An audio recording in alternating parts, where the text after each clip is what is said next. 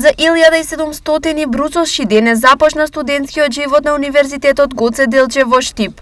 Добар почеток и успешни студии на студентите им посака ректорот Дејан Мираковски. На бруцошите би сакал да им порачам едно срдечно добре дојде.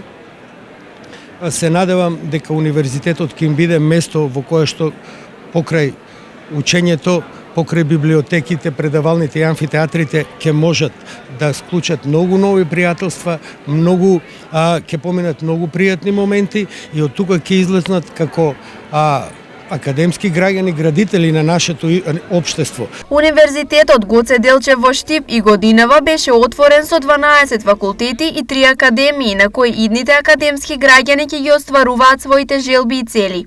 Студент Еве Бруцош, прва година на економскиот факултет овде во Штип.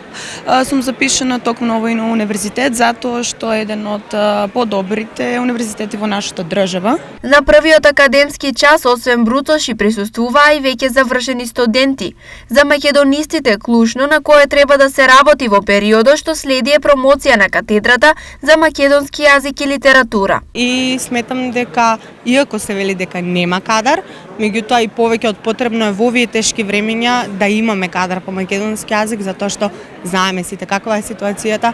Ако не си го зачуваме јазикот, мислам дека нема да се зачуваме ниту нацијата. Годинава за прв пат Универзитетот Гоце Делчев, освен за запишани студенти, додели награди и на млади таленти. За прв пат организираме дополнително доделување на признанија за поддршка на млади таленти. Тоа е една нова идеја или една нова активност со која што сакаме на младите таленти да им овозможиме еден вид признание, но и да ги идентификуваме и да ги насочиме кон поголеми успеси. Јас сум добитник на признанието за млад талент.